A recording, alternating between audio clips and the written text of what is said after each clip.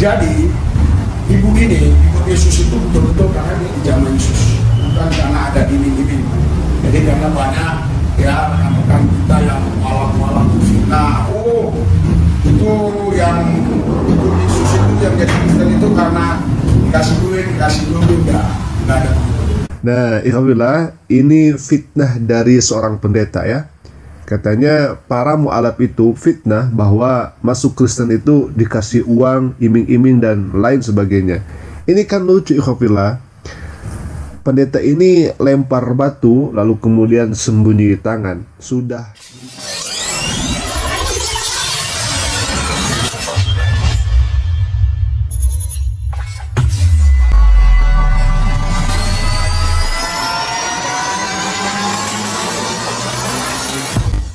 Bismillahirrahmanirrahim. Assalamualaikum warahmatullahi wabarakatuh. Hamdan wa syukranillah, salatan wa salamun ala rasulillah wa ala alihi wa ashabihi wa mawalahi wa ba'du. Sahabat Asik Haji, alhamdulillah bertemu kembali bersama kami di channel yang kita cintai ini, channel yang insya Allah terus menerus bersama antum menyuarakan yang hak dan melawan segala fitnah tuduhan yang dilakukan oleh oknum yang jelas tidak rela dan ridho kepada Islam. Baik ikhwafillah, di video kali ini kita akan menampilkan seorang pendeta yang menampilkan murtadin ngibul ikhwafillah. Katanya murtadin ini ketika dulu di Islam sehari-hari memakai bahasa Arab, waduh, dan sebagai guru ngaji pula ikhwafillah. Jadi tidak tanggung ya pengakuannya. Nanti di videonya kami tampilkan insyaallah. Dan apa yang terjadi ikhwafillah? Pendeta ini kena prank ikhwafillah. Pendeta ini kena kepret. Pendeta ini harus menanggung malu di depan jamaah, di depan umum, karena misionaris yang mengaku murtadin ini ternyata tak bisa dan tak mampu baca Al-Quran ikhwafillah. Awalnya sih pengen terlihat gaya-gaya gitu ya, pas ditampilkan ternyata ikhwafillah ini justru sangat malu-maluin ikhwafillah. Nah, kita akan langsung saja saksikan videonya, silakan. Nah, jadi ibu ini ikut Yesus itu betul-betul karena dia di zaman Yesus, bukan karena ada iming-iming. Jadi karena banyak ya rekan-rekan kita yang malam-malam itu fitnah, oh itu yang ikut Yesus itu yang jadi Kristen itu karena dikasih duit enggak ada. Nah, alhamdulillah ini fitnah dari seorang pendeta ya. Katanya para mu'alaf itu fitnah bahwa masuk Kristen itu dikasih uang, iming-iming dan lain sebagainya. Ini kan lucu ikhwafillah.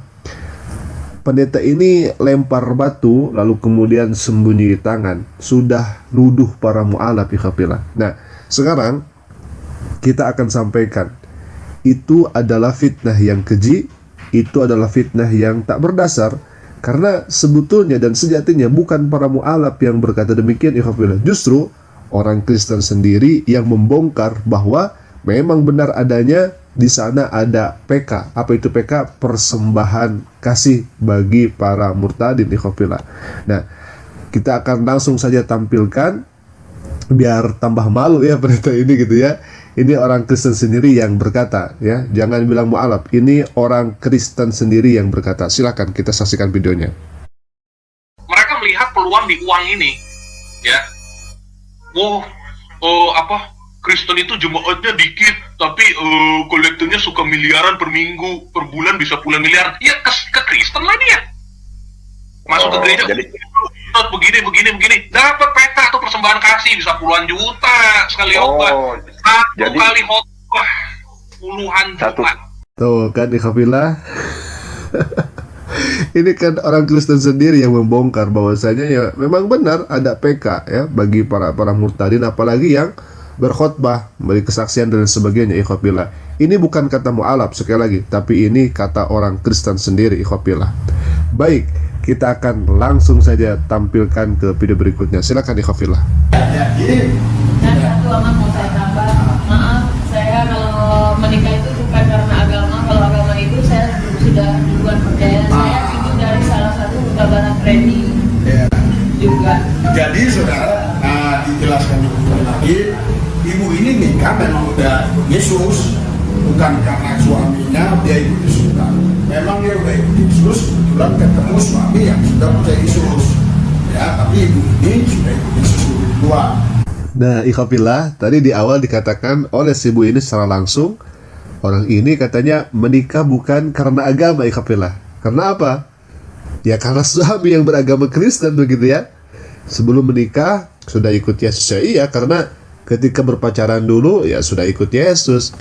Begitu kan, itu kan logikanya seperti itu. Nah sekarang ikhwafillah, kita langsung tampilkan saja ke video yang mana ibu ini dites bacaan ayat Al-Qur'annya, yang katanya orang ini guru ngaji, sehari-hari berbahasa Arab ikhwafillah. Bahkan ya jadi guru ngaji itu ikhwafillah. Ya, kita akan langsung saksikan ke videonya, silakan. Nah sekarang kita tes ibu ini, karena ibu bilang kan pernah di pesantren. Iya. Nah kita tes dari surat, kita tes dia bisa nggak baca Al-Quran. Iya, saudara, biar saudara tahu, ini nggak ada terjemahannya, ini artinya doang. Dan ingatlah ketika kami berfirman ya, nggak ada nih terjemahannya, nggak ada terjemahannya. Ya. Ini nggak akan ikhwafillah. Pendeta ini nggak tahu definisi, terjemah, dan arti ikhwafillah. Katanya di Al-Quran itu ya, yang ditunjuk oleh pendeta ini, itu tidak ada terjemahnya, tapi hanya ada artinya ikhwafillah. Tidak ada terjemah tapi hanya ada artinya. Jadi pusing saya ikhwafillah. Ya kan, arti dan terjemah itu kan sama saja. Ini Pak Pendeta itu malu-maluin ikhwafillah, katanya tidak ada terjemah, yang ada itu hanya arti. Ini bagaimana ya? Baik, kita akan lanjut lagi, silakan. Kita baca yang berikutnya ya. Nah, kita buktikan bahwa ini nggak settingan, nggak suruh hafal dulu, nggak. Kalau hafal mana bisa dihafal sebanyak ini. Coba.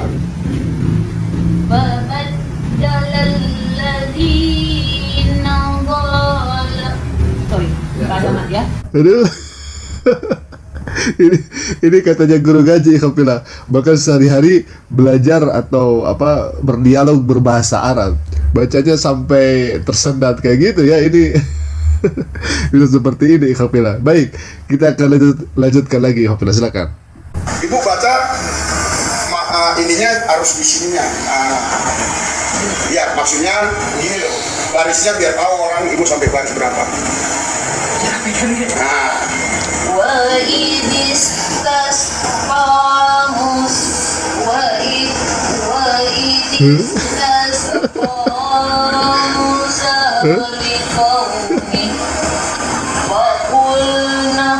Fakulna biasa.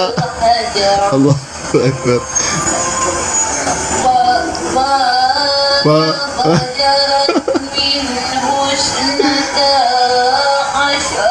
Asyra enak buku panjang gitu, aduh. Masyara. Gue pakai tasdid itu. Min.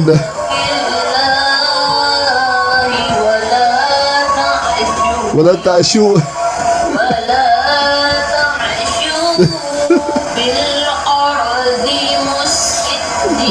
Musidin. Ini kacau ikhwafillah, ini kacau, masya Allah. Guru ngaji bacanya kayak gini ikhwafillah. Ini aduh, kacau sudah ikhwafillah.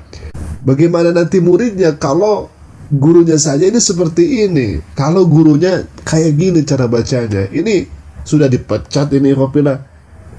Kalau misalkan seperti ini jadi dolun mudilun, sesat dan menyesatkan ya.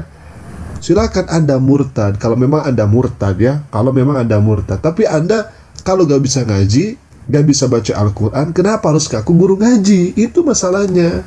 Kan ini jadi malu diri Anda, jadi malu pendeta yang membawa Anda begitu ya. Baik, kita lanjut lagi ikhwafillah. Jadi artinya kalau ada Bapak Ustadz atau Pak Kiai yang mendengar ini, kalau misalnya ada salah satu tajwidnya bagaimana, itu hal yang wajar. Ini bukan kita misalnya sengaja untuk menjelekkan, bukan hal yang wajar. Kita hanya ingin membuktikan bahwa ibu ini memang bisa dibaca. Nah ikhwafillah, ini katanya hal yang wajar ketika ibu ini salah dari segi tajwidnya ketika membaca Quran. Ini mohon maaf ya pendeta, ini Pak Pendeta juga jangan sok tahu begitu. Yang dia baca itu bukan salah tajwidnya saja, tapi keseluruhannya salah. Salah dengan panjang pendeknya, salah sifatul hurufnya, salah makhorijul hurufnya. Yang paling fatal, banyak huruf yang dikorupsi. banyak keliru dalam membaca hurufnya. Ini bukan masalah tajwidnya saja, tapi semuanya itu salah, keliru. Ikhwafillah, Masya Allah. Ini pendetanya juga so tahu ini. Itu gak apa-apa katanya. Karena memang pendetanya memang tidak tahu Al-Quran mungkin ya. Baik, ikhwafillah, kita lanjutkan lagi. Karena komunikasi sehari-hari sih kalau dari bahasa Arab, dan saya pernah jadi guru ngaji juga. Tuh kan ikhwafillah. Katanya komunikasi dulu sehari-harinya itu berbahasa Arab dan pernah jadi guru ngaji. Wah, ini kan Assalamualaikum warahmatullahi ta'ala wabarakatuh. Sahabatku yang dimuliakan Allah subhanahu wa ta'ala, dalam surat At-Taubah ayat 60 Allah berfirman, innamas sadaqatu lil fuqara'i wal masakin wal 'amilina 'alaiha wal mu'allafati qulubuhum.